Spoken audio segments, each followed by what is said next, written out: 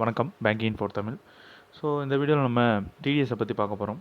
டிடிஎஸோட basics கொஞ்சம் டீப்பான விஷயம். என்னென்ன டேக்ஸ் ஸ்லாப்ஸ் இருக்குது, என்னென்ன ஸ்லாப்ஸில் எவ்வளோலாம் எடுக்கிறாங்க, அதே மாதிரி அதோட பெனிஃபிட்ஸ் என்ன, அதோட யார் யாரெல்லாம் அதுலேருந்து எக்ஸாம்ஷன்ஸ், இந்த மாதிரி விஷயம்லாம் பார்க்கலாம். ஸோ டிடிஎஸ்ன்றது டேக்ஸ் டிடெக்டட் அட் சோர்ஸ் அப்படின்னு சொல்லுவாங்க. நிறைய பேர் வந்து கேள்விப்பட்டிருப்பீங்க, நிறைய பேருக்கு தெரியவும் கூடும். ஸோ டிடிஎஸுக்கும் இன்கம் டேக்ஸுக்கும் என்ன வித்தியாசம்? ரெண்டுமே ஒரே டேக்ஸ் தான், இன்கம் டேக்ஸ் தான். ரெண்டுக்குமே உங்களுக்கு வருமானம் வந்தால் கட்டக்கூடிய டேக்ஸ் தான் இன்கம் டேக்ஸ், அதே தான் டிடிஎஸும். ஒரு டிஃப்ரென்ஸ் என்னென்னா, இன்கம் டேக்ஸுன்றது உங்கள் கைக்கு வருமானம் வந்ததுக்கப்புறம் நீங்கள் கட்ட வேண்டியது, நீங்கள் கட்டுறது. ஆனால் டிடிஎஸ்ன்றது உங்கள் கைக்கு வருமானம் வர்றதுக்கு முன்னாடியே டிடெக்ட் பண்ணிட்டு உங்கள் கைக்கு வரும். ஸோ வருமானம் வர்றதுக்கு முன்னாடியே அந்த வருமானத்திலே டிடெக்ட் ஆகி தான் வரும். கொடுக்குற வருமானத்தை கொடுக்குறவரை டிடெக்ட் பண்ணிட்டு கொடுப்பாரு டிடிஎஸ். இதை வந்து டிடிஎஸ் அப்படின்றது சொல்லுவாங்க. ஸோ அதுதான் நான் இப்போ சொல்லியிருக்கேன். Collector from salary, fees, commission. So இப்போ வந்து நீங்கள் சேல்ரி கொடுக்குறீங்க அப்படின்னா, நீங்கள் ஒரு எம்ப்ளாய்க்கு உங்கள் எம்ப்ளாய்க்கு சேல்ரி கொடுக்குறீங்க அப்படின்னா, அந்த சேல்ரிலே டிடிஎஸை வந்து பிடிச்சிடுறது. அந்த சோர்ஸ்லேருந்து சேல்ரி போகும்போது அந்த டேக்ஸ் ரேட்டில் அந்த சேல்ரியிலேருந்து டேக்ஸை பிடிச்சிட்டு பாக்கியை தான் கொடுக்குறது. அதே மாதிரி fees, commission, at the time of பேமெண்ட்லேயே கொடுக்க பேமெண்ட் வரப்போகுது நம்மளுக்கு. ஒருத்தர் கொடுக்குறாரு. ஸோ அவர் வந்து கொடுக்குறவர் அவரே டேக்ஸை கழிச்சிட்டு பாக்கியை கொடுக்குறது. ஸோ இந்த கந்து வட்டி சிஸ்டம்லாம் பார்த்துருப்பீங்களா? 10,000 கடன் வாங்கினா மாதத்துக்கு வந்து 500, 600 அப்படின்னு சொல்லிட்டு மாதத்துக்கு பிடிச்சிட்டே கொடுப்பாங்க. 500 பிடிச்சிட்டே இந்த 9,500 தான் கொடுப்பாங்க. கேட்டால் மாதம் வட்டியை பிடிச்சிக்கிட்டே சொல்லி அதே மாதிரி டேக்ஸை பிடிச்சிட்டு உங்களுக்கு பாக்கி இன்கம்மை கொடுக்குறது தான் டிடிஎஸ். ஸோ இந்த பக்கம் வந்தீங்கன்னா பையர் டிடெக்டர் இருக்கார். ஸோ இந்த பக்கம் பையர் டிடெக்டர், செல்லர் டிடெக்டிவ், 2 பேர் தான். செல்லர் வந்து ஒரு ப்ராடக்டையோ இல்லை ஒரு சர்வீசஸையோ வந்து ப்ரொவைட் பண்ணுறாரு பையருக்கு. அதுக்கு வந்து பையர் வந்து பேமெண்ட் மேக் பண்ணணும், செல்லருக்கு பேமெண்ட் மேக் பண்ணணும். அந்த பேமெண்ட்டை மேக் பண்ணும்போது அவர் வந்து டிடிஎஸை பிடிச்சிட்டு கொடுப்பார். அந்த ப்ராடக்ட் வாங்கினதுக்கோ இல்லை அந்த சர்வீசஸ் வாங்கினதுக்கோ அவர் வந்து இந்த டிடிஎஸை பிடிச்சிட்டு கொடுக்குறாரு. அப்போ டிடிஎஸ் பிடிக்கிற ரெஸ்பான்சிபிலிட்டி யார்கிட்ட இருக்குது? யார் வந்து பேமெண்ட்டை மேக் பண்ணுறாங்களோ அவங்ககிட்ட இருக்குது. ஸோ இங்கே வந்து டிடெக்டார் வந்து பையர். யாருக்கு வந்து அந்த பணம் போகுதோ வந்து அவங்க தான் வந்து டிடெக்டி, செல்லர். ஸோ அவங்க கொடுக்கக்கூடிய ப்ராடக்ட்டுக்கு பையர் வந்து பேமெண்ட் மேக் பண்ணும்போதே டேக்ஸை வந்து பிடிச்சிட்டு மேக் பண்ணுறாரு. ஸோ இவருக்கு பணம் வர வேண்டும். இப்போ 10,000 பொருள் விற்கிறாரு, 9,700 தான் இவர் கொடுக்குறாரு. டிடிஎஸை வந்து பிடிச்சிட்டு கொடுக்குறாரு. இப்போ அந்த டிடிஎஸை பிடிச்ச இப்போ வந்து நான் முன்னாடியே சொன்ன மாதிரி அந்த எக்ஸாம்பிளில் 10,000 பொருள் விற்கிறாருங்க. இவர் வந்து 10,000 பொருள் விற்கிறாரு. இவர் வந்து ரிட்டனில் எவ்வளோ கொடுக்குறாருன்னா 9,700 தான் கொடுக்குறாரு. ஸோ பாக்கி 300 யார்கிட்ட இருக்குது? இவர்கிட்ட இருக்குது. ஸோ இந்த 300 யாருக்கு வர வேண்டிய பணம்? இவருக்கு வர வேண்டிய பணம். ஸோ அதை என்னன்னு பிடிச்சிருக்காரு? டிடிஎஸ்ஸாக பிடிச்சிருக்காரு. அந்த டிடிஎஸை இவர் என்ன பண்ணணும்னா, பையர் என்ன பண்ணணும்னா, ஸோ ஒரு பர்சனாக இருக்கட்டும் இல்லை ஒரு ஆர்கனைசேஷனாக இருக்கட்டும், யாரோட கையில் வந்து டிடிஎஸ் கலெக்ட் பண்ணுற ரெஸ்பான்சிபிலிட்டி இருக்கோ, யார் வந்து பேமெண்ட் மேக் பண்ணுறாங்களோ, யார் வந்து அஸ்பர் லா படி யார் வந்து டேக்ஸ் கலெக்ட் பண்ணுறாங்களோ அவங்க என்ன பண்ணணும்னா, இந்த கலெக்ட் பண்ண டிடிஎஸ் அமௌண்ட்டை கரெக்டான ஃபார்மேட்டில் கவர்மெண்ட்டுக்கு செலுத்தி ஆகணும். ஏன்னா 10,000 கிடைக்கக்கூடிய இந்த 10,000 இந்த செல்லருக்கு கொடுக்கணும். ஆனால் பையர் கொடுத்தது என்னமோ 9,700, பாக்கி 300 இவரோட காசு தான். ஸோ இவரோட காசை வந்து 10,000 ஃபுல்லாக கொடுத்துட்டு அதுக்கப்புறம் இவர் வந்து செல்லரே தனியாக வந்து இன்கம் டேக்ஸ் கட்டாமல் இவரே டிடெக்ட் பண்ணி கொடுத்துருக்காரு. So he is having a huge responsibility in his shoulders. அந்த 300 மறுபடியும் இவருக்கு தான் கிடைக்கணும். ஆனால் கவர்மெண்ட்டுக்குள்ளே போயிட்டு வெளியே வரணும், கவர்மெண்ட் அக்கௌண்ட்டில் போயிட்டு வெளியே வரணும். இப்போ வந்து அந்த டிடிஎஸ் 300 என்ன பண்ணுவார்னா, இவர் பேங்க்கில் வந்து டெபாசிட் பண்ணுவார். ஸோ பேங்க் என்ன பண்ணுவாங்கன்னா, அந்த அமௌண்ட் எடுத்துகிட்டு போயிட்டு கவர்மெண்ட் அக்கௌண்ட்டில், இன்கம் டேக்ஸில் கவர்மெண்ட் அக்கௌண்ட்டில் டெபாசிட் பண்ணுவாங்க. ஸோ இப்படி டெபாசிட் பண்ணுறது, யார் டெபாசிட் பண்ணால், யார் காசு எப்படி டெபாசிட் பண்ணால் அதெல்லாம் தெரியறதுக்கு இந்த பையருக்கு ஒரு டேன் நம்பர் இருக்கும். ஸோ இந்த டேன் நம்பரை வச்சு தான் இவர் வந்து டெபாசிட்டு எல்லாமே பண்ணணும். எப்படி வந்து பேன் கார்டு இருக்கோ அதே மாதிரி டேன் நம்பர் அப்படின்னு சொல்லுவாங்க. டிடிஎஸ் டிடெக்ட் பண்ணுறதுக்கு டேன் நம்பர் வேணும். ஸோ இப்போ வந்து கவர்மெண்ட் டிபார்ட்மெண்ட்டுக்குள்ளே போயிடுச்சு அந்த அமௌண்ட்டு. ஸோ இப்போ வந்து டிடெக்டி இருக்காங்க பார்த்தீங்களா, யாருக்கு அந்த 300 போகணுமோ அவங்க வந்து அந்த இன்கம் டேக்ஸ் அசஸ்மெண்ட் இயருக்கான ஃபைலிங் ஆன்லைனில் இப்போ ஐடி ரிட்டர்ன் சொல்கிறாங்களே, எங்கே போனாலும் இன்கம் டேக்ஸ் ரிட்டர்ன் பண்ணிட்டியா, இன்கம் டேக்ஸ் ஃபைல் பண்ணிட்டியா, ரிட்டர்ன் ஃபைல் பண்ணிட்டியா, பேங்க்கு கடன் வாங்க போனால் ரிட்டர்ன் ஃபைல் பண்ணிட்டியா, இல்லை எங்கே போய் கேட்டாலும் ஃபினான்ஷியல் ரீதியாக எங்கே போய் என்ன கேட்டாலும் ஐடி ரிட்டர்ன் ஃபைல் பண்ணிட்டியா, ஐடி ரிட்டர்ன் கொண்டு வாங்க அப்படின்னு கேட்குறாங்களே. ஐடி ரிட்டர்ன்னா ஒன்றுமே கிடையாது. உங்களோட எல்லா இன்கமுமே லீகல், உங்களோட எல்லா இன்கமுமே கணக்கு காட்டப்பட்டிருக்கு. நீங்கள் இல்லீகலாக எந்த ஒரு இன்கமும் வந்து கொண்டு வரலை, உங்களோட மணி எல்லாமே பியூராக இருக்குது, கரெக்டாக நீங்கள் டேக்ஸ் கட்டிகிட்ருக்கீங்க. So business with you will bring a good agreement. So business with you will bring a good relationship. Business will turn to a good business. So இதே அவர் ஐடி ரிட்டர்ன் ஃபைல் பண்ணல, ஆனால் பணம் நிறையா வச்சுருக்காரு, ஏதோ ஒரு பிஸ்னஸ் பண்ணுறாரு அப்படின்னா something illegally, something wrongly happening. So இங்கே வந்து டிடெக்டி என்ன பண்ணுவாங்கன்னா ஃபைல் பண்ணுவாங்க. என்னென்னு ஃபைல் பண்ணுவாங்க, நான் 10,000 ரூபாய்க்கு பொருள் விற்றேன் சரிங்களா, அதில் வந்து அவர் டிடிஎஸ் டிடெக்ட் பண்ணிவிட்டு 9,700 தான் பாக்கி கொடுத்தாரு, பாக்கி 300 ரூபா என்னோட இன்கமில் டேக்ஸாக வந்திருக்கு, அது வந்து எனக்கு சேர வேண்டிய பணம் அப்படின்னு சொல்லிட்டு அதுக்கு ரிட்டர்ன் ஃபைல் பண்ணுவார். ஸோ இதுதான் ஒரு டிடிஎஸ்க்கான ப்ராசஸ்.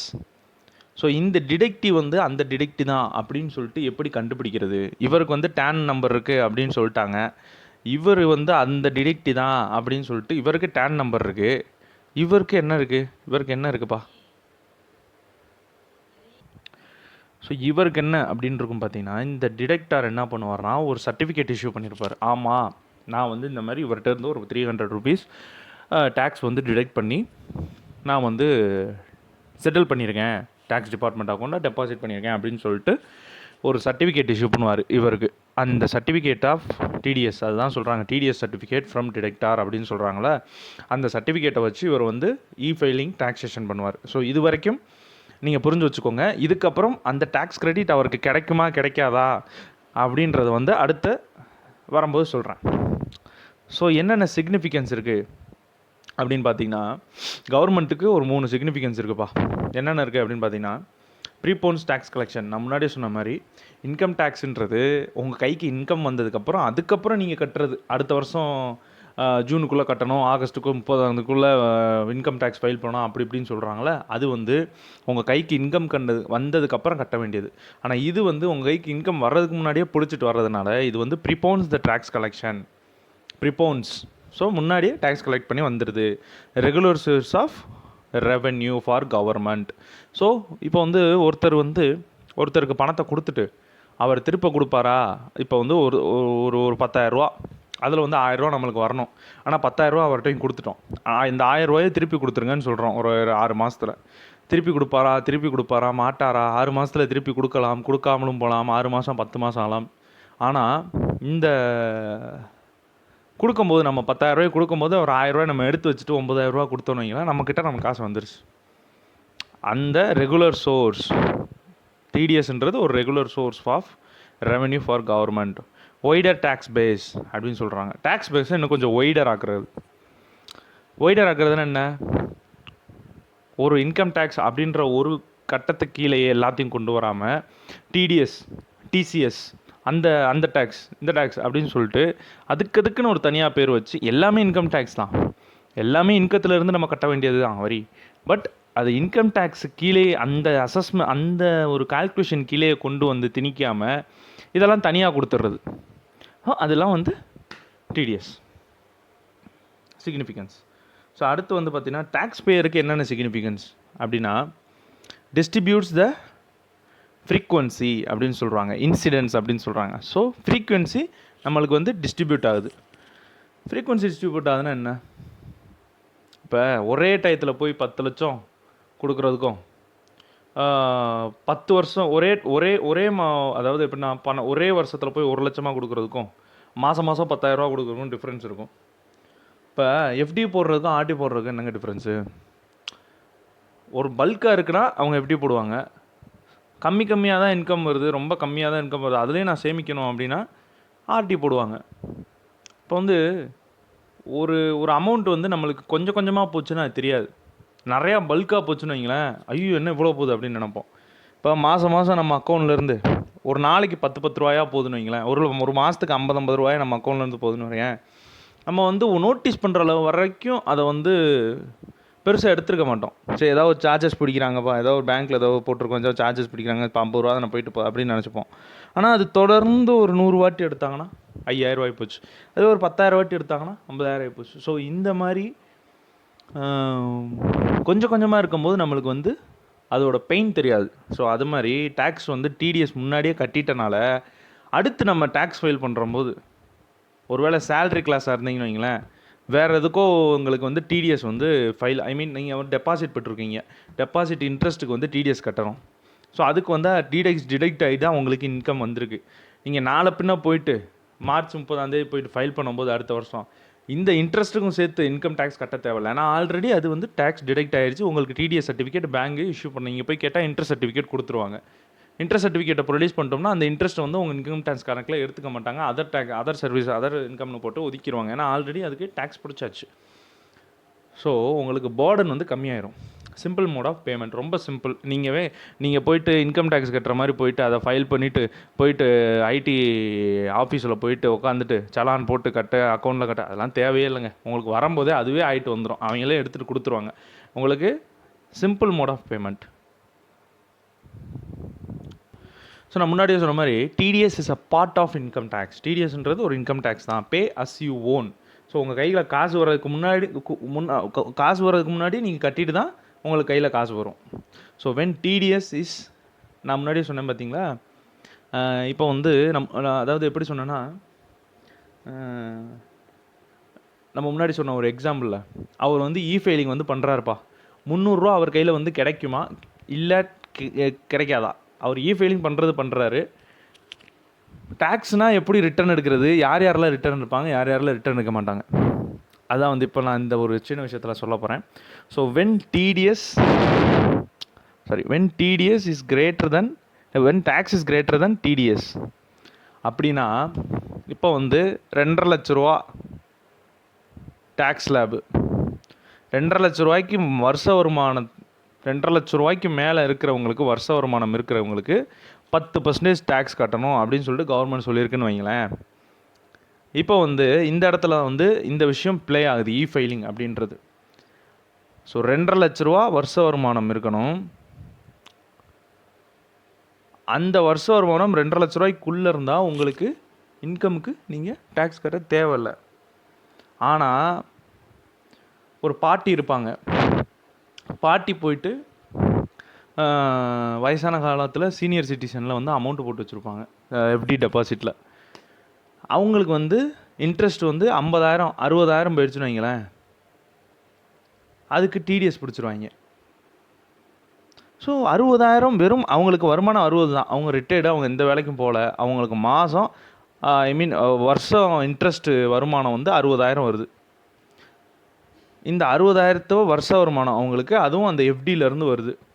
அவங்க 2.5 லட்ச ரூபா வந்து அவங்க எந்த ஒரு வேலைக்கும் போகல, அவங்களுக்கு எந்த இன்கம் டேக்ஸும் கிடையாது, பேன் நம்பர் கிடையாது, எதுவுமே கிடையாது, 2.5 லட்ச ரூபா கிடையாது. ஆனால் இது வெறும் 60,000 தான். இதுக்கு எதுக்குப்பா டிடிஎஸ் பிடிக்கணும்?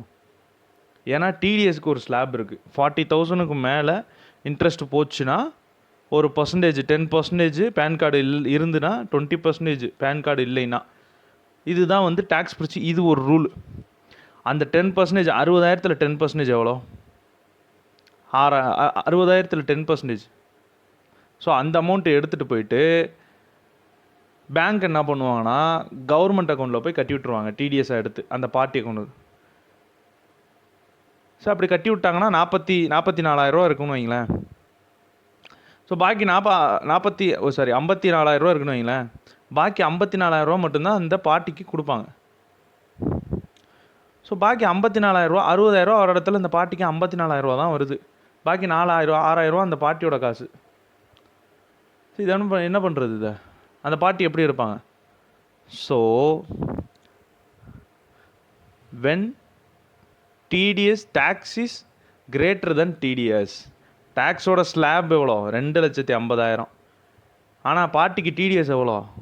6,000. பார்ட்டியோட இது எவ்வளோ? 60,000 income. So when tax slab 2,2.5 லட்சம் வந்து 60,000 விட கூட. ஸோ அப்படி இருக்கும்போது நம்ம வந்து ஃபைல் பண்ணி எடுத்துக்கலாம்.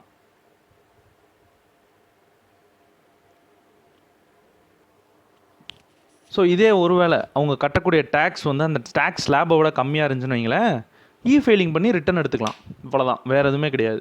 அவங்க கம்மியாக ஒருவேளை அந்த டேக்ஸ் ஸ்லாபை விட அந்த பார்ட்டியோட வருமான அமௌண்ட் கூட இருந்துச்சுன்னு வைங்களேன், ஃபைலிங் பண்ணாலும் ரிட்டன் கிடைக்காது. ஏன்னா டேக்ஸ் ஸ்லாபை தாண்டிடுச்சு. 2.5 லட்சம் இன்கம் டேக்ஸ் ஸ்லாபு அதை தாண்டி போயிடுச்சு. பார்ட்டிக்கு ஆனால் கம்மி தான் இன்கம் டேக்ஸ் ஸ்லாப். அதே மாதிரி டிடிஎஸ் வந்து எல்லா பேங்க்லேயும் வந்து 40,000 அப்படின்னு சொல்லியிருக்காங்கன்னு வைங்களேன். அது வந்து ஒரு பேங்க்கில் மட்டும்தான் 40,000. ஒரு பேங்க்கில் போட்ட எஃப்டி மட்டும்தான் 40,000ன்றது கிடையாது. பேன் கார்டு இணைச்ச எல்லா பேன் கார்டு எங்கெங்கெல்லாம் இணைச்சிருக்கீங்களோ எல்லா இடத்துலையும் உங்களுக்கு வந்து செக் பண்ணுவாங்க. அவங்க எல்லா இடத்துலையும் அந்த பேன் கார்டு நீங்கள் இணைச்சிட்டிங்கனாலே போதும். நீங்கள் நீங்கள் அக்கௌண்ட் வச்சுருக்க பேங்க் எல்லா பேங்க்லையும் இணைச்சிட்டிங்களா போகிறோம். உங்கள் பேன் நம்பர் போட்டாலே நீங்கள் அந்த பேன் நம்பர் கீழே என்னென்ன டெபாசிட் இருக்குது, அந்த டெபாசிட்டுக்கு எவ்வளோ இன்ட்ரெஸ்ட் வருது, அது டிடிஎஸ் ஸ்லாபு கீழே வருதா, 40,000 வருதா, 40,000க்கு மேலே வருதா அப்படின்னு சொல்லிட்டு கரெக்டாக பிடிச்சிருவாங்க. ஸோ இந்த டிடிஎஸ்ன்றது சேலரிக்கு மட்டும் கிடையாது. Interest on FD, commission on income, commission income, lottery, horse race prize, horse ரேஸில் வின் பண்ணுறவங்க, லாட்ரியில் வின் பண்ணுறவங்க, இவங்க எல்லாருக்குமே டிடிஎஸ் போடப்படும். ஸோ இந்த டேபிளர் காலமில் நம்ம என்ன பார்க்க போகிறோம்னா, எவ்வளோ டிடிஎஸ் யார் யாருக்கு என்னென்ன செக்ஷன் கீழேன்னு பார்க்க போகிறோம். ஸோ அவங்க வந்து சேலரிடு எம்ப்ளாயாக இருந்தாங்கன்னா, அவங்க ஒரு இண்டிவிஜுவலாக இருந்தாங்கன்னா பேசிக் எக்ஸம்ஷன் லிமிட்ஸ் தான் அஸ் பர் இன்கம் டேக்ஸ் ஸ்லாபுக்கு மாதிரி தான். அடுத்து வந்து பார்த்திங்கன்னா அவங்க சோர்ஸ் வந்து டீம்டு டிவிடெண்ட் மூலிமா அவங்களுக்கு வருமானம் கிடைக்குது. அவங்களோட ரெசிடென்ட் இண்டிவிஜுவலாக இருந்தாங்கன்னா 25,000 வரைக்கும் ஒரு ஃபினான்ஷியல் இயருக்கு அவங்களோட த்ரெஷோல்டு. 25,000 மேலே போச்சுன்னா 10% டிடிஎஸ் ரேட்டு. அடுத்து வந்து interest excluding interest on securities. அவங்க ஒரு ரெசிடெண்ட்டாக இருந்தாங்க, அவங்க ஏதாவது செக்யூரிட்டிஸில் இன்வெஸ்ட்மெண்ட் பண்ணியிருந்தாங்க, அதோட இன்ட்ரெஸ்ட் வந்து 10,000க்கு மேலே இருந்துச்சுன்னா 10% டிடிஎஸ். அடுத்து வந்து winning from games like crossword puzzle, card, lottery இதிலேருந்து வின் பண்ணுறவங்க இருந்தாங்க. அவங்க யாராக இருந்தாலும் சரி, அவங்களோட அந்த வின்னிங் அமௌண்ட்டு 10,000க்கு மேலே இருந்துச்சுன்னா 30%. வின்னிங் ஃப்ரம் ஹார்ஸ் ரேஸ் அதே தான், யாராக இருந்தாலும் சரி 10,000க்கு மேலே இருந்தால் 30%. இன்சூரன்ஸ் கமிஷன் யாராக இருந்தாலும் சரி 15,000க்கு மேலே அவங்களுக்கு இன்சூரன்ஸ் கமிஷன் வந்துச்சுன்னா 10%. ஸோ எல்ஐசி யாராக இருந்தாலும் சரி அவங்க வந்து ஒரு ரெசிடெண்ட்டாக இருக்கணும், நான் ரெசிடெண்ட் கிடையாது. இதுக்கு மேலே 3 சொல்லலாம், எல்லாமே வந்து நான் resident. So amount under LIC aggregate payment must be less than 1 lakh rupees இந்த ஃபினான்ஷியல் இயர் அப்படின்னு சொல்லியிருக்காங்க. ஸோ இது என்ன அக்ரிகேட் பேமெண்ட் என்னென்னா, அவங்க வந்து இது கட்டுறாங்க, ப்ரீமியம் கட்டுறாங்க. அந்த ப்ரீமியம் வந்து ஒரு வருஷத்துக்கு 1 lakh குள்ளே தான் இருந்துச்சுன்னா உங்களுக்கு வந்து டிடிஎஸ் கிடையாது. 1 lakh மேலே போச்சுன்னா 1% டிடிஎஸ். ப்ரோக்கரேஜ் ஆர் கமிஷன்றது இந்த வேறு, அது இன்சூரன்ஸ் கமிஷன். இது வந்து இந்த ஸ்டாக் ப்ரோக்கிங்கில் பண்ணுறாங்களா அதுக்கான. அவங்க வந்து ரெசிடெண்ட்டாக இருக்கணும், 15,000 வரைக்கும் இருந்தால், இல்லை 15,000க்கு மேலே பார்த்திங்கன்னா 5%. ரெண்ட் வந்து 1,80,000 வரைக்கும் ரெசிடெண்ட்டாக இருந்தால், அது வந்து பார்த்திங்கன்னா மிஷினரிக்கு ரெண்ட்டாக இருந்தால் 2%. அதுவே லேண்டு பில்டிங்லாம் கொடுத்து அதில் ரெண்ட்டு வாங்குறவங்களா இருந்தால் 10%. ட்ரான்ஸ்ஃபர் ஆஃப் இம்மூவபிள் ப்ராப்பர்ட்டிஸ் வந்து ட்ரான்ஸ்ஃபர் பண்ணுறாங்க. அது எப்படி? ஆர்சி மாற்றி கொடுப்பாங்க. ட்ரான்ஸ்ஃபர் விற்கிறாங்க, பைக் விற்கிறாங்க அப்படின்னா ஆர்சி மாற்றி கொடுப்பாங்க. ஸோ 50 lakhs வரைக்கும் கன்சிடரேஷன். அதுக்கு மேலே தான் 1%. அது வந்து ரெசிடென்ட் ட்ரான்ஸ்ஃபராக இருக்கணும், அவர் வந்து இந்தியன் ரெசிடெண்ட்டாக இருக்கணும், அவரோட வண்டியாக இருக்கணும், லோக்கலில் ட்ரான்ஸ்ஃபர் பண்ணணும். அடுத்து வந்து royalty, director remuneration, professional technical service fees, non compete fees, இதெல்லாம் வந்து 30,000 வரைக்கும் each income in financial year. So இது தனித்தனியாக, இது ராயல்ட்டி தனியாக, டேரக்டர் ரென்யூமரேஷன் தனியாக, இது எல்லாமே 30,000 வரைக்கும் ஈச் 30,000 வரைக்கும். இது வந்து ரெசிடெண்ட்டாக இருக்கணும், 10%. அதுக்கு மேலே போச்சுன்னா compensation on acquiring immovable property. So அந்த காம்பன்சேஷன் இப்போ வந்து ஒரு வண்டி விற்கிறாங்க, மூவபிள் சொல்லிட்டேன். இது ரெண்டுமே இம்மூவபிள்னால் ஒன்றுமே கிடையாது. லேண்டு, ப்ராப்பர்ட்டி, பில்டிங்லாம் விற்கிறவங்க. மூவபிள் சொல்லிட்டேன், மேலே இருக்கிறது திருத்திக்கோங்க. Transfer of movable property. அது கீழே வந்து compensation and acquiring of immovable property. Immovable ப்ராப்பர்ட்டினா உங்களுக்கு வந்து வீடு, நிலம், அந்த மாதிரி அசையா சொத்துகள் அதெல்லாம் வந்து பார்த்தீங்கன்னா 2.5 லட்சத்துக்கு மேலே கன்சிடரேஷனுக்கு விற்கிறாங்கன்னா 2.5 லட்சத்துக்கு மேலே அந்த சேல் அமௌண்ட் இருந்துச்சுன்னா 10% அதுக்கு.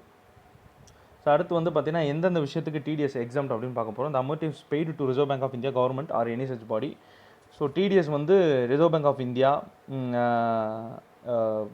அதாவது ரிசர்வ் பேங்க் ஆஃப் இந்தியாவுக்கோ இல்லது வேறு ஏதாவது கவர்மெண்ட் சென்ட்ரல் கவர்மெண்ட்டுக்கோ பே பண்ணுற அமௌண்ட் ஆச்சுன்னா அதுக்கு டிடிஎஸ் கிடையாது. Financial corporations of central or state. Financial corporation அதாவது சென்ட்ரல் கவர்மெண்ட், ஸ்டேட் கவர்மெண்ட், இந்த 2 கவர்மெண்ட்டுக்கு கீழே இருக்க எந்த ஃபினான்ஷியல் கார்பரேஷனுக்கும் நீங்கள் எதாவது பணம் அனுப்புறீங்க அப்படின்னா அது இந்த டேபிளர் காலத்துக்குள்ளே அது வர அமௌண்ட்டாக இருக்கட்டும் இல்லை எந்த ஒரு சோர்ஸாக இருக்கட்டும் அதுக்கு வந்து டிடிஎஸ் கிடையாது. Interest or gains from mutual funds under section. ஸோ இதுக்கு வந்து டிடக்ஷன் இருக்குது. ஸோ மியூச்சுவல் ஃபண்ட்ஸில் இருந்தோ இல்லது உங்களுக்கு வந்து வேறு ஏதாவது ஃபண்ட்ஸில் வந்து நீங்கள் இன்வெஸ்ட்மெண்ட் பண்ணியிருக்கீங்கன்னா அதுலேருந்து வர இன்ட்ரெஸ்ட்டுக்கு வந்து உங்களுக்கு டிடிஎஸ் கிடையாது under section 1023D of income tax act. Deductive has not deduction certificate under section. Deductive has non deduction certificate under section of அது இன்கம் டேக்ஸ் ஆக்ட்னா ஒன்றுமே கிடையாது. நம்ம டிடக்டார் வந்து உங்களுக்கு வந்து டிடெக்ட் பண்ணி கொடுப்பாங்களே, ஸோ அந்த டிடெக்ஷனை வந்து டிடெக்டி தனியாக பண்ண முடியாது அப்படின்னு தான் சொல்கிறாங்க. ஸோ டிடெக்டார் மட்டும்தான் பையர் மட்டும்தான் உங்களுக்கு வந்து டிடெக்ஷன் மேக் பண்ணி கொடுக்கணும். டிடெக்டிவ் வந்து தனியாக டிடெக்ஷன் மேக் பண்ண முடியாது. ஸோ முன்னாடி இன்ட்ரெஸ்ட்டுக்கெலாம் டிடிஎஸ் சொல்லியிருந்தோம். ஸோ அந்த இன்ட்ரெஸ்ட் வந்து பேங்கிங் கம்பெனிக்கா இல்லை cooperative society having banking business, LIC, UTI, other insurance company, body notified for non deduction of tax, NSC, KVP or Indian Vikas party, NRE account, banks or cooperative society, recurring deposits or saving extra. இந்த மாதிரி இதில் இப்போ நான் கீழே mention பண்ண இதில் இருக்கக்கூடிய எல்லா இன்வெஸ்ட்மெண்ட்டுக்கும் இன்ட்ரெஸ்ட் கண்டிப்பாக வரும்.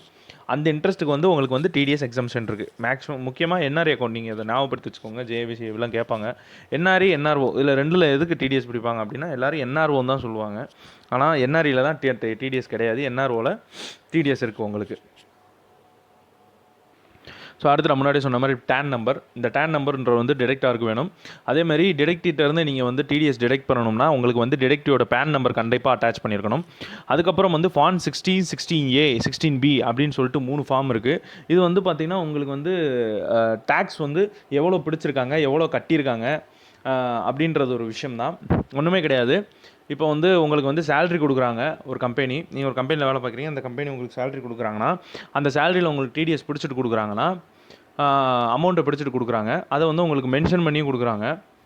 ஆனால் நீங்கள் டிடிஎஸ் ஃபைல் பண்ணும்போது உங்களுக்கு வந்து நீங்கள் எந்த ஒரு டிடிஎஸும் பே பண்ணாத மாதிரி காட்டுதுன்னு வைங்களேன், அந்த கம்பெனி வந்து டிடிஎஸ்ன்ற பேரில் உங்கள்கிட்ட பணத்தை ஆட்டையை போட்டிருக்காங்க. அந்த பணத்தை அவங்க சொந்த யூஸ்க்கு வச்சுக்கிட்டாங்க, கவர்மெண்ட் கிட்டே டெபாசிட் பண்ணல, டேக்ஸ் வந்து கொடுக்கல அப்படின்னு தான் அர்த்தம். இதே நீங்கள் வந்து அந்த கம்பெனி வந்து டேக்ஸை டிடெக்ட் பண்ணிவிட்டு உங்கள்கிட்ட பாக்கி கொடுத்துருக்காங்க, அந்த டேக்ஸ் அமௌண்ட்டை கரெக்டாக வந்து கவர்மெண்ட்டை கட்டியிருக்காங்க. அப்போ வந்து நீங்கள் வந்து உங்களோட ஸ்லாப் வந்து இது 2.5 லட்சத்துக்குள்ளே இருந்துச்சுன்னு வைங்களேன், நீங்கள் வந்து ஃபைலிங் பண்ணும்போது நீங்கள் 2.5 லட்சத்துக்குள்ளே வந்தால் நீங்கள் 2.5 லட்சத்துக்குள்ளே வரீங்க, ஆனால் உங்களுக்கு டிடிஎஸ் பிடிச்சிருக்காங்க அப்படின்னு சொல்லிட்டு உங்களுக்கு டிடிஎஸ் அமௌண்ட்டை வந்து ரிட்டர்ன் பண்ணிடுவாங்க. இதே உங்களுக்கு 2.5 லட்சத்துக்கு மேலே போச்சுன்னா அது வந்து ரிட்டர்ன் பண்ண மாட்டாங்க. ஸோ அந்த ஃபார்ம் 16, 16A, 16B அப்படின்னா என்னென்னா, நீங்கள் ஒரு சேலரி பர்சனாக இருந்தீங்கன்னு வைங்களேன், உங்களோட எம்ப்ளாயர் வந்து இந்த ஃபார்ம் 60 அப்படின்ற ஒரு விஷயத்தை கொடுப்பாங்க. இந்த ஃபார்ம் 16 அப்படின்றது என்னென்னா, அவங்க வந்து உங்ககிட்ட இருந்து டிடிஎஸ் அப்படின்ற பேரில் ஏதாவது அமௌண்ட்டு டிடெக்ட் பண்ணியிருந்தாங்கன்னா இந்த ஃபார்ம் 16 கண்டிப்பாக தெரிஞ்சிருக்கும். இந்த ஃபார்ம் 16 அவங்க இஷ்யூ பண்ணுவாங்க. ஸோ நீங்கள் இந்த ஃபார்ம் 16 பார்த்தா உங்களுக்கு வந்து தெரிஞ்சிடும். இந்த ஃபார்ம் 16 என்னன்னு சொல்லிட்டு, இந்த ஃபார்ம் 16 என்னென்ன வரும், என்னென்ன காலம் வரும், என்னென்ன இருக்கும் அப்படின்னு சொல்லிட்டு நான் தனியாக ஒரு வீடியோ போடுறேன். இந்த வீடியோக்கு அடுத்த வீடியோ தான் வரும். ஸோ இந்த ஃபார்ம் 16 அவங்க கொடுக்க மாட்டேன்றாங்கன்னா கண்டிப்பாக அவங்க வந்து டிடிஎஸ்ன்ற பேரில் அவங்ககிட்ட இருந்து பணத்தை எடுத்துகிட்டு வேறு எதுக்கோ செலவுக்கு வச்சுருக்காங்கன்னு தான் அர்த்தம். ஸோ ஒரு சேலரிடு பர்சனாக இருந்தீங்கன்னா டிடிஎஸ் டிடெக்ட் பண்ணதுக்கு அத்தாச்சியாக ஃபார்ம் 16 கொடுப்பாங்க. இதே ஒரு நான் சேலரிடு இன்கமாக இருந்துச்சுன்னு வைங்களேன், நான் சேலரிடு இன்கம் ஆனால் மாதம் இன்கம் தான் நான் சேலரிடு இன்கம் அப்படின்னா அதுக்கு வந்து ஃபார்ம் 16A அப்படின்றத நம்ம வாங்கிக்கலாம் இன்கம் டேக்ஸ் டிபார்ட்மெண்ட்லேருந்து. இந்த ஃபார்ம் 16 வந்து நம்ம டிடிஎஸ் ரிட்டர்ன் ஃபைல் பண்ணுறதுக்கு வந்து நம்ம வந்து இந்த ஃபார்ம் 16 சப்மிட் பண்ணணும். ஸோ இந்த டிடிஎஸ் ரிட்டர்ன் வந்து 31st மேக்குள்ளே எவ்ரி இயர் 31st மேக்குள்ளே இந்த ஃபார்மை வந்து நம்ம சப்மிட் பண்ணணும். இதே 16Aன்றது வைங்களேன், உங்களுக்கு வந்து சேலரிடு பர்சனுக்குள்ளே வராது. ஸோ அப்போ வந்து என்ன பண்ணுவாங்கன்னா, நீங்கள் ரிட்டர்ன் ஃபைல் பண்ணுறதுக்கு 15 நாளைக்கு முன்னாடி அந்த டேட்டுக்குள்ளே நீங்கள் வந்து ஃபார்ம் 16A வந்து ஃபைல் பண்ணி ஆகணும். So TDS or PAN linking அப்படின்னு சொல்கிறாங்களே, இந்த டிடிஎஸ்ன்ற பேன் லிங்கிங் அப்படின்றது எதுக்கு வருது அப்படின்னு பார்த்தீங்கன்னா, டேக்ஸ் கிரெடிட்டிங் ஃபார்ம் அப்படின்னு சொல்லுவாங்க. டேக்ஸ் கிரெடிட்டிங் ஃபார்ம் 26A அப்படின்னு சொல்லுவாங்க. ஸோ இந்த டிடிஎஸையும் பேனையும் வந்து கண்டிப்பாக லிங்க் பண்ணணும்ப்பா அப்படின்னு ஏன் சொல்கிறாங்கன்னா, ஃபார்ம் 26A அப்படின்ற ஒன்று இருக்குது. இந்த ஃபார்ம் 26A அப்படின்றதுனா, இப்போ ஃபார்ம் 26A ஆஃப் ரமேஷ் அப்படின்னா, ரமேஷோட பேன் கார்டு டிடிஎஸ் கூட லிங்க் ஆகிருந்துச்சுன்னா, ஐ மீன் டிடிஎஸ் டிடெக்ட் பண்ணுற அந்த டிடெக்டாருக்கும் அந்த பேனுக்கும் லிங்க் பண்ணியிருந்தாங்கன்னா, அவங்களுக்கு தெரிஞ்சிருந்துச்சுன்னா, ரமேஷோட எல்லா டிடிஎஸும் ஒரே ஃபார்மில் வந்துடும். ஃபார்ம் 26A டவுன்லோட் பண்ணிங்கன்னா அவங்களுக்கு இஷ்யூ பண்ணாங்கன்னா, அதில் வந்து எல்லாமே வந்துடும். அவர் இத்தனை டெபாசிட் வச்சிருக்காரு, இதுலேருந்து இவ்வளோ இன்ட்ரெஸ்ட் வருது, அதுக்கு இவ்வளோ டிடிஎஸ் கட்டியிருக்காரு, இங்கே வேலை பார்க்குறாரு, இவ்வளோ சம்பளம், அதுக்கு இவ்வளோ டிடிஎஸ் கட்டியிருக்காரு, என்னென்ன பொருள் வாங்கியிருக்காரு, பெரிய ஏதாவது சைடு பிஸ்னஸ் ஏதாவது கார்மெண்ட் பிஸ்னஸ் நடத்துனாரு, அதுக்கு வந்து இவ்வளோ பொருள் வாங்கியிருக்காரு, அந்த பொருளுக்கு இவ்வளோ டிடிஎஸ் கட்டியிருக்காரு அப்படின்னு சொல்லிட்டு ஃபார்ம் 26A உங்களுக்கு வந்து புட்டுன்னு வச்சிரும். நீங்கள் எவ்வளோ டிடிஎஸ் வாங்கியிருக்கீங்க, எவ்வளோ டிடிஎஸ் வந்து உங்களுக்கு டிடெக்ட் ஆகி போயிருக்கு உங்களோட சோர்ஸ்லேருந்து, இன்கம் சோர்ஸ்லேருந்து அப்படின்னு சொல்லிட்டு உங்களுக்கு புட்டு வச்சிரும் ஃபார்மு. இந்த ஃபார்ம் வந்து நீங்கள் பேனும் உங்களோட டிடிஎஸ் டிடெக்டிவும் வந்து எப்போ வந்து லிங்க் ஆகியிருக்காங்களோ, உங்களோட பேனை வந்து அவங்க லிங்க் பண்ணி எப்போ வந்து டிடிஎஸ் அமௌண்ட்டை வந்து கட்டுறாங்களோ, அப்போ தான் வந்து உங்களுக்கு எவ்வளோ டிடிஎஸ் நீங்கள் பிடிச்சிருக்கீங்க. ஏன்னா கவர்மெண்ட்டுக்கு வந்து உங்களுக்கு வந்து பெர்மனெண்ட் அக்கௌண்ட், நீங்கள் எத்தனை பேங்க்கில் வேணால் அக்கௌண்ட் வச்சுக்கலாம், எத்தனை டெபாசிட்டுக்கு வேணால் அக்கௌண்ட் நம்பர் வச்சுக்கலாம். இப்போ வந்து ஒரு டெபாசிட்டுக்கு ஒரு அக்கௌண்ட் நம்பர் இருக்கும். ஸோ அதெல்லாம் இல்லாமல் கவர்மெண்ட்டுக்கு ரமேஷ்னு தெரிஞ்சால் ஒரு 11 டிஜிட் ஒரே நம்பர் தான், அந்த நம்பருக்கு கீழே தான் எல்லாமே வரும். ஸோ அந்த ஒரே நம்பரை வச்சு அந்த பேன் கார்டை இணைக்கணும் அப்படின்னு சொல்கிறாங்கன்னா, அந்த பேனை வச்சு நம்ம ஃபார்ம் 26AS எடுத்துடலாம். அந்த ஃபார்ம் 26AS தான் வந்து உங்களுக்கு டேக்ஸ் கிரெடிட்டிங். இந்த ஃபார்மையும் நீங்கள் சப்மிட் பண்ணணும் நீங்கள் வந்து ரிட்டர்ன் ஃபைல் பண்ணும்போது. ஸோ இதில் வந்து பார்த்தீங்கன்னா ஃபார்ம் 16B அப்படின்றது சேல் ஆஃப் ப்ராப்பர்ட்டி. நம்ம முன்னாடி சொன்னேன்ல, இம்மூவபிள் ப்ராப்பர்ட்டிஸ் கன்சிடரேஷன் வந்து 2.5 லட்சத்துக்கு உள்ளே இருக்கணும். அதுக்கு மேலே இருந்துச்சுன்னா 10% இம்மூவபிள் ப்ராப்பர்ட்டிஸோட ட்ரான்ஸ்ஃபரு அப்படின்னு சொல்லிட்டு நான் முன்னாடியே ஒரு டேபிள் காலமில் சொன்னேன்ல. ஸோ அதான் அந்த ப்ராப்பர்ட்டி சேல் பண்ணோம்னா அதுக்கு ஃபார்ம் 16B டவுன்லோட் பண்ணிக்கலாம். அதர் ரிசோர்ஸஸ் வேறு ஏதாவது ரிசோர்ஸஸில் உங்களுக்கு டிடிஎஸ் போயிருந்துச்சுன்னா ஃபார்ம் 16C. அடுத்து வந்து பார்த்திங்கன்னா ஒரு சின்ன எக்ஸாம்பிளோட இந்த வீடியோ முடிச்சிருவோம். இப்போ வந்து ஒருத்தர் சேலரி 7 லட்சம் வாங்குறாரு, அவர் வந்து எக்ஸாம்ஷன் பண்ணுறாரு. அது அந்த 7 லட்சத்தில் 1 லட்சத்துக்கு வந்து இந்த அண்டர் 80D 80D இதெல்லாம் வந்து அடுத்து நான் ஃபார்ம் 16 வீடியோவில் உங்களுக்கு எக்ஸ்பிளைன் பண்ணுறேன். இதெல்லாம் வந்து பார்த்தீங்கன்னா ஒரு எக்ஸாம்ஷன்ஸ். அந்த 80Cக்கு கீழே இருக்கக்கூடிய இன்வெஸ்ட்மெண்ட்ஸ்லாம் வந்து அவங்க இன்வெஸ்ட்மெண்ட் பண்ணியிருந்தாங்கன்னா எவ்வளோ அமௌண்ட் இன்வெஸ்ட்மெண்ட் பண்ணியிருக்காங்களோ அந்த அமௌண்ட்டை வந்து நம்ம இன்கம்லேருந்து கழிச்சிட்டு பாக்கியை வந்து நம்ம டேக்ஸ் பேயபிளுக்கு எடுத்துக்கலாம். ஸோ அப்படி வந்து ஏதாவது ஒரு இப்போ பிஎஃப்பில் வந்து 1 லட்சம் போட்டிருக்காரு, 7 லட்சம் வாங்குறாரு வருஷத்துக்கு, அதில் 1 லட்சம் பிஎஃப்க்கு போட்டிருக்காரு. அப்புறம் சில ஸ்டாண்டர்ட் டிடக்ஷன்ஸ்லாம் வருது, அதில் வந்து 50,000 மொத்தம் பாக்கி வந்து 5,50,000. இப்போ வந்து 5,50,000னா இப்போ நம்மளோட டேக்ஸ் லேப் எவ்வளோ? 5 லட்சம்னு வைங்களேன். டேக்ஸ் லேபு 5 லட்சம் ஸ்டார்டிங் டேக்ஸ் லேபு.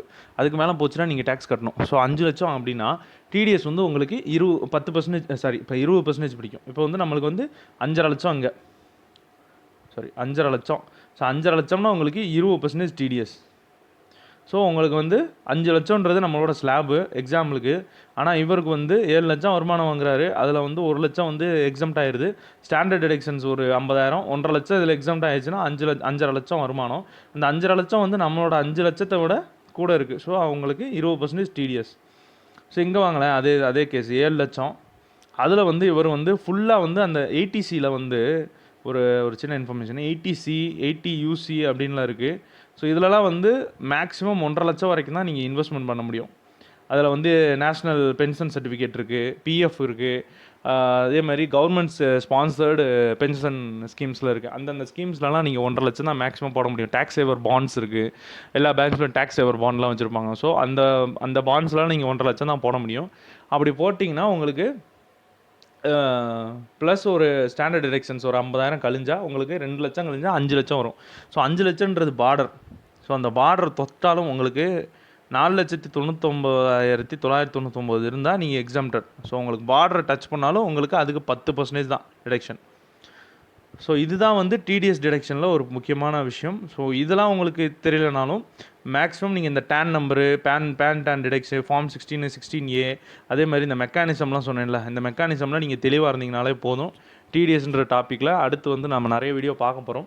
அதெல்லாம் உங்களுக்கு பிரித்து மேய்ஞ்சி விட்டுறலாம், எல்லா கேஸ் ஸ்டடீஸும் பிரித்து மேய்ஞ்சிடலாம். ஸோ நன்றி ஃப்ரெண்ட்ஸ். இந்த வீடியோ பிடிச்சிருந்தால் லைக் பண்ணுங்கள், ஷேர் பண்ணுங்கள், கமெண்ட் பண்ணுங்கள். இன்னும் நம்ம சேனலை சப்ஸ்கிரைப் பண்ணாமல் நிறைய பேர் இருக்கீங்க. ஸோ அவங்களாம் கொஞ்சம் சப்ஸ்கிரைப் பண்ணிங்கன்னா எனக்கு கொஞ்சம் ஹெல்ப்பாக இருக்கும்.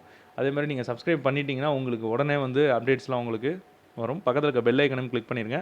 அதுதான் உங்களோட மெசேஜ் வர்றதுக்கான ஒரு பட்டன். உங்களுக்கு வந்து நான் எப்போ வீடியோ போட்டாலும் உங்களுக்கு உடனே வந்து அப்டேட்ஸ் வரும். ஸோ இன்னொரு வீடியோவில் உங்களை வந்து சந்திக்கிறேன். ரொம்ப நன்றி.